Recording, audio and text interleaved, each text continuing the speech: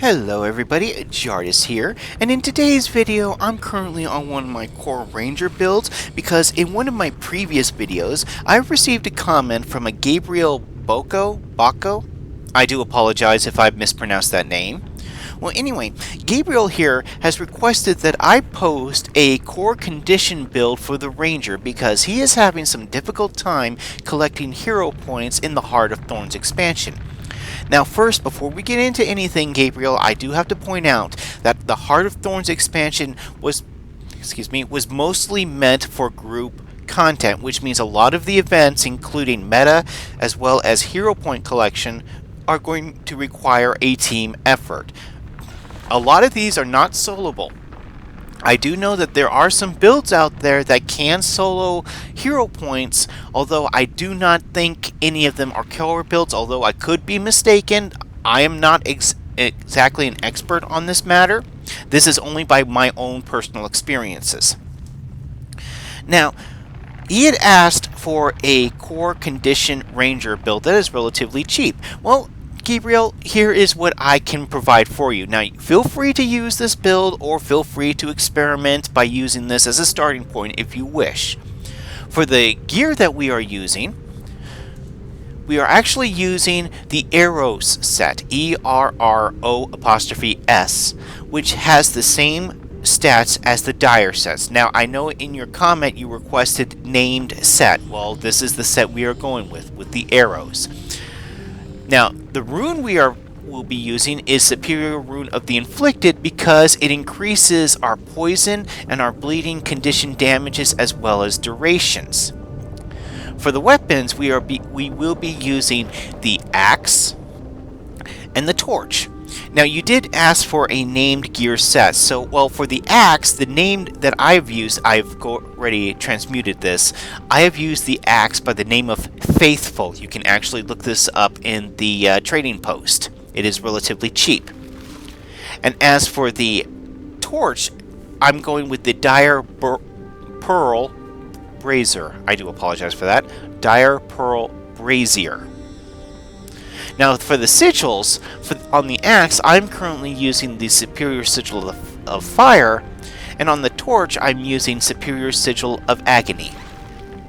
Now, as for the trinkets, we're using 2 Fangs of Tequatl, 2 Traveler's Rings, 1 Traveler Amulet, and this, although I am using a trusty Lucky Tiger Lantern, which is actually relatively expensive, I would suggest using Ghostly Spineguard for a cheaper alternative.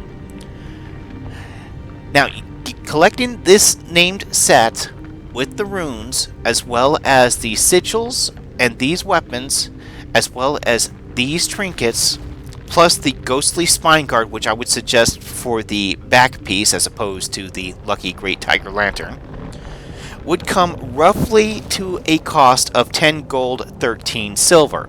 That is of this recording. Those prices may change. Also, on a side note, before I forget, we will be using the Exquisite Chrysocola jewel for the trinkets, as well as the back piece. Again, that comes to a rough total of collecting all of this gear at 10 gold, 13 silver. Again, as of this recording. Now, as for the build, we are going Wilderness Survival, Skirmishing, and Beast Mastery. For Wilderness Survival, we're going 1, 1, 2. For Skirmishing, we are going 3, 3, 2. And for Beast Mastery, we are going 2, 3, 3.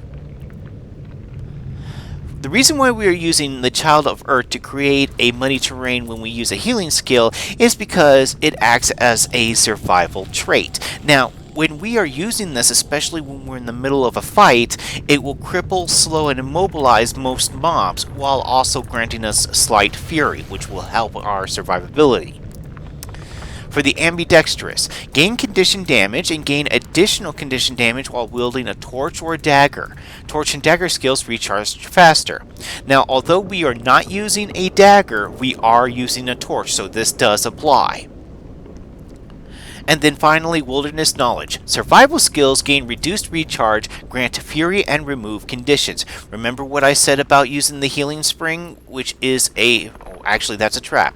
But when we activate the Child of Earth, the Lesser Muddy Terrain, which is a survivable skill, this will take effect. I do apologize for that little mix-up there. Okay, moving on. Skirmishing. Trapper's Expertise. Increase the duration of boons and conditions applied by traps. Traps gain reduced recharge and offensive ones causing cripple. Now, if you can notice our utility skills, we do actually have a good set of traps that we will be utilizing, so this will be very useful in this. We are using the Hidden Barbs to inflict more bleeding damage. The reason why we are choosing this one is because bleeding will be the primary condition damage we will be doing, with a slight addition of burning as well as some poison. And then finally, we're using Light on Your Feet. Damage and condition durations are increased after dodging or using a quick shot. Short bow skills pierce and gain recharge reduction, and their attacks from behind or while flanking are improved. Now, although we could be using a short bow as a secondary skill, we will not be using this most for the short bow, but we really do want this for the increased condition duration as well as the condition damage. Now finally, for Potent Ally, you and your pet each gain might to the other when critically striking a foe. We will be doing a lot of critical striking, so we will be getting some good might. Natural Healing. Your pet recovers health from each interval. This is very important because our pet is going to be very vital to our survivability, because they will most likely be pulling most aggro. And finally, Honed Axes. You and your pet gain ferocity. Axe skills gain reduced recharge, and you gain additional ferocity while wielding an axe, which is the main reason why we are using an axe. Now for the utility skills, we are using Healing Spring, because basically it activates as a trap, which it gets the benefit from the Trapper's Expertise. But because it is also a healing skill, we are also going to be getting the Muddy Terrain, which is considered a survival trait, which will trigger off the Wilderness Knowledge. We are using Sharpening Stone, which is also another survival, which will increase our overall damage, as well as our bleeding. We're using Flame Trap, mainly because of the fact that it is a quick trap. It has a rather quick recharge rate already, and it applies an additional condition damage.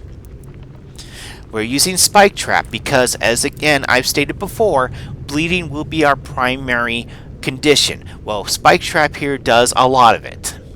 And then finally, we are using Entangle because not only will it bleed and immobilize our foes, but if we use this in combination with our traps, it means that those enemies of ours will be forced to stay in those traps a lot longer and receive more condition damage and duration as well.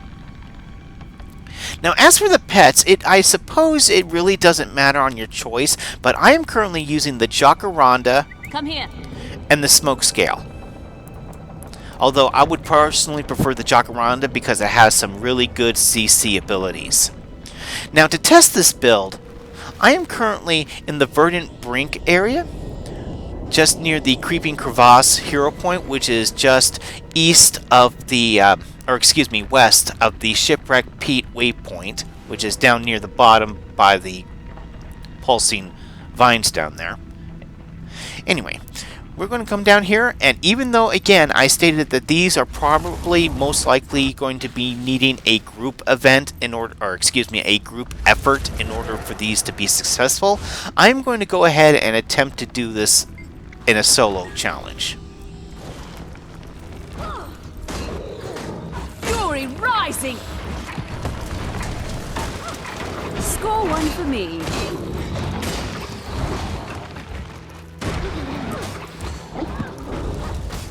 Now, what you want to do is Give when up you get yet? into a fight, you want to start your traps off as fast as possible. Mainly because you want to get the benefit of their duration and damage off as soon as possible.